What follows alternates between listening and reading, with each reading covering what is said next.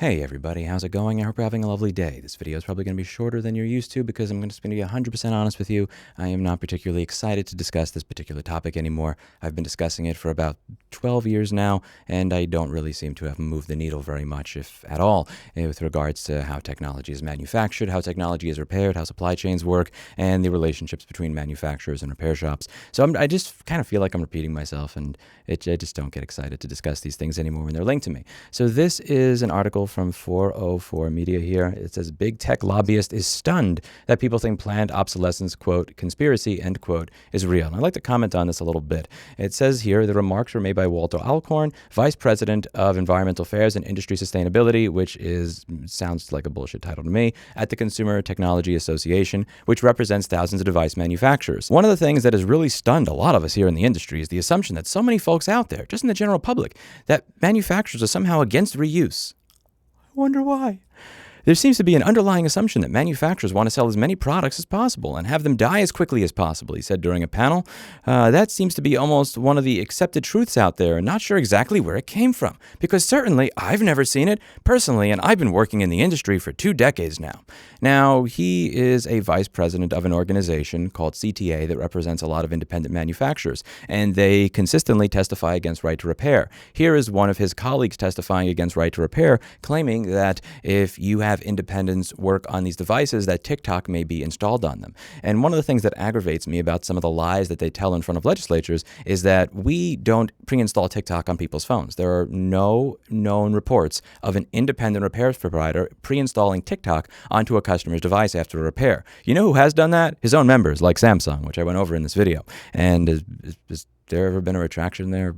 No. Again, and when it comes to stuff like planned obsolescence, I think it's really important to discuss what we're actually discussing, because if you take the most cartoon villainish, as he describes in the article, take on it, then yes, it does sound ridiculous that people are in a room smoking cigars trying to figure out how to make the device break as soon as possible. And that's not what planned obsolescence is. Planned obsolescence is when we, for 10 or 20 years, tell you, hey, here's how you're making things far more difficult for us to be able to reuse or repair our own products, and you go and just continue moving straight ahead anyway. So like one instance of this, and I'm just saying one instance, would be, let's say we would like the ability to purchase parts to repair our products like we always have been able to in the past. And when we advocate for the ability to do that, you lie and fearmonger in front of legislatures and claim that we're going to install TikTok on people's phones. Are you planning for your devices to become obsolete, or are you just lying to a legislative body to fearmonger so we can't get access to parts? For me, it's a distinction without a difference. Another one here would be one of the examples that I've given with Apple. So back in the day, they used to come with diagnostic software on the computer that allowed you to tell which sensor failed. And now that diagnostic software is not made available with the computer, and you can't even download versions of it like ASD like you used to be able to in the past. You can only get access to that software if you're an Apple authorized repair provider, which, by the way, is not actually allowed to do board level repairs. The consumer doesn't get access to that anymore. They get access to this, which gives you an error code, which is very, very vague, that does not actually tell you what sensor is failing, but it tells you to go to an Apple authorized service provider. Again, this is one of those things. Is it the end of the world?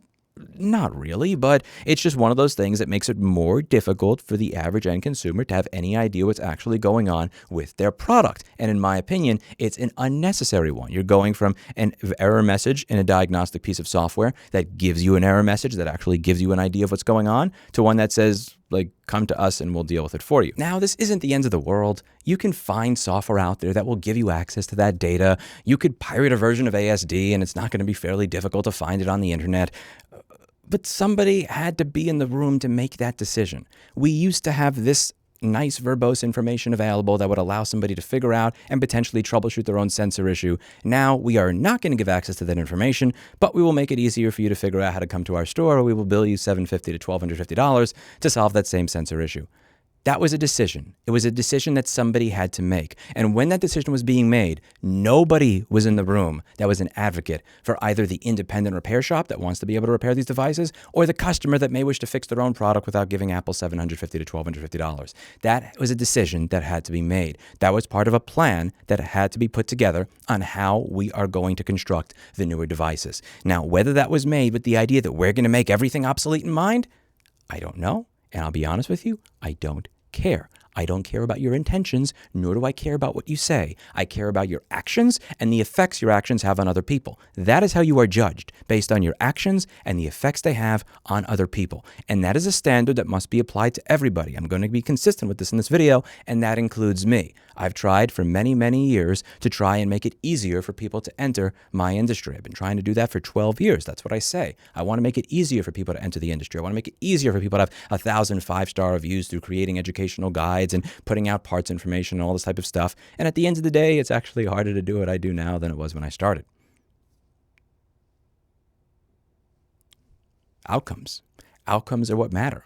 I am not going to be judged on my intentions, nor am I going to be judged on what I say. I will be, and I should be, judged on my outcomes and my actions, not my intentions. And the same is true for them. Or another one, when it comes to being able to purchase chipsets, it's something that I've gone over many times here. It would be really nice if we were able to actually buy a charging chip to fix a device. And as I go over in this video, a charging chip that we used to be able to buy is a chip that we are no longer able to purchase. If you go to that manufacturer, they will tell you we cannot make that chip available. We are only allowed to sell it to these particular vendors, which is not the way it was in the distant past. I would link you to the Facebook post that had that. I'm actually going to include a link in the description. Unfortunately, that post has been deleted, because most likely because I've been linking to it for the past 3 years as evidence that this is a problem, and it was on Renaissance's page. I can't find deleted Facebook posts, but if you have a way to do it, the link is down below, and it would be great. The TLDR of that is somebody is asking for the ability to purchase this chip from the manufacturer, and the manufacturer says, I'm sorry, due to exclusivity agreements, we are not able to sell you this chip. Again, this is not a chip that has some secret, secure trade secrets inside of it. It is literally a charging chip that says, like, when you, it's a buck converter. Like, when you plug in the charger,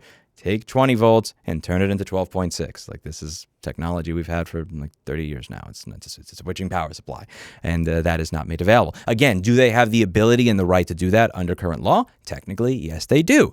Again, and do I think that was done out of some plan where people are smoking cigars in a back room and saying, those repair people will not be able to fix anything anymore?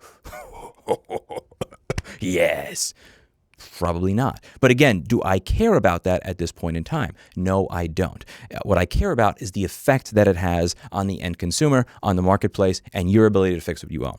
If you create a problem for us, and then we bring you that problem, and you ignore us, and then for years we bring you that problem and you ignore us, and then when we finally go to a legislature, instead of saying, oh man, I'm so sorry we created this problem for you, let's try and work with you, you say, no, we're going to lie and fearmonger and convince them that you guys are all savages that don't know what you're doing, that are going to destroy the security of our products and pre-install TikTok on customer devices. The traitors! Then, yeah, I'm going to assume malice there. And here's the thing. In absence of an explanation as to why it is you consistently push against repair, in absence in an explanation as to why it is you consistently lie to the public and never get held accountable for it, yeah, I'm going to assume malice until you give me a reason to believe otherwise. And you can say, well, Lewis, that's not the real reason. And I'll be honest with you. I'm going to be completely 110% honest with you. I don't care what the real reason is anymore. I don't care if it's laziness. I don't care if it's I don't want to comply with it. I don't care if it's we just weren't thinking of that. I don't care if it's we just want to streamline production.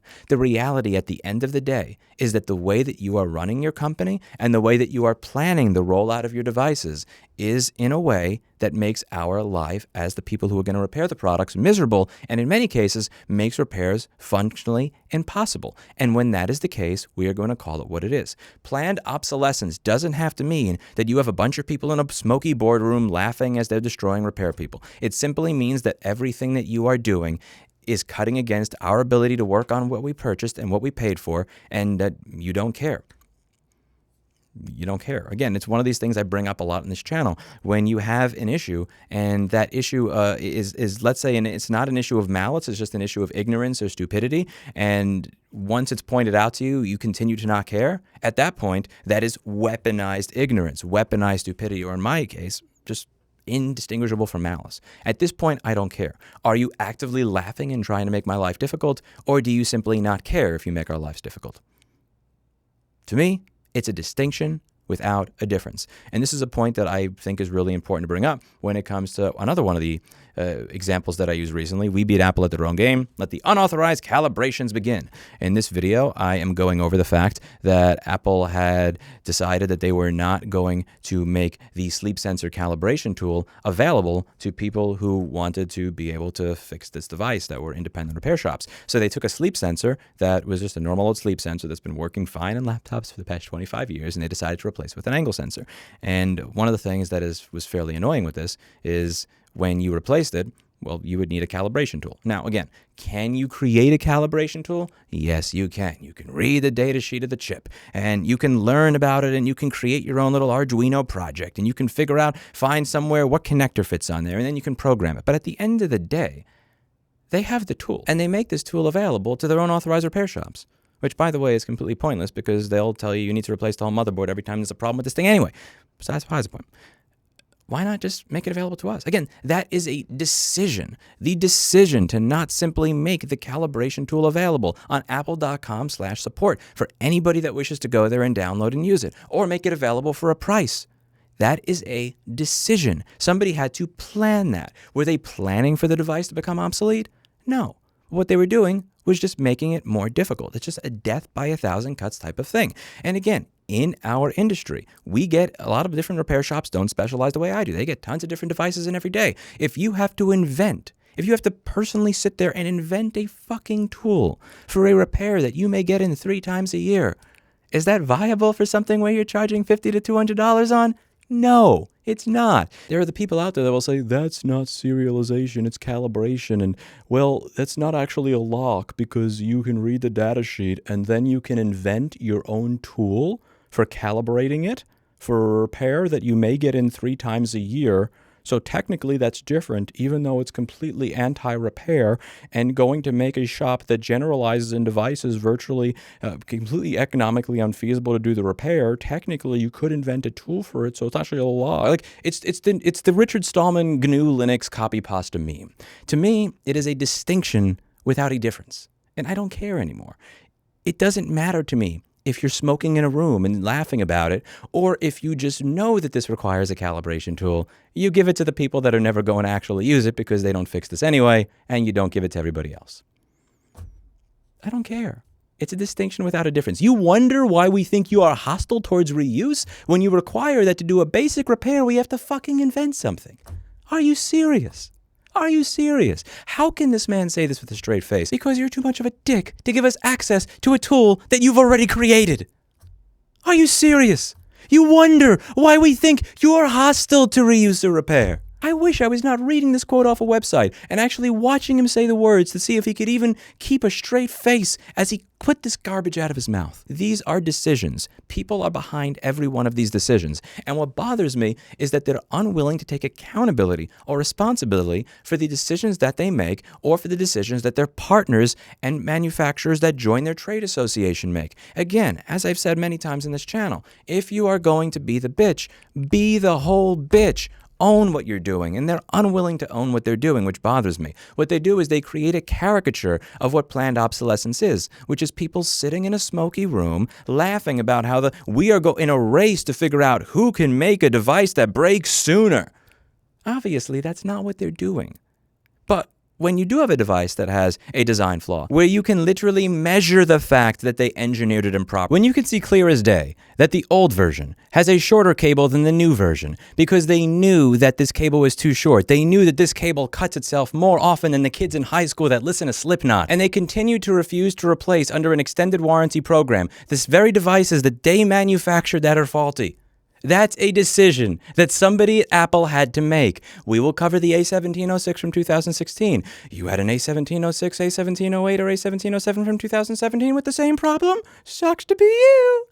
Somebody at one of the companies that you represent made that decision.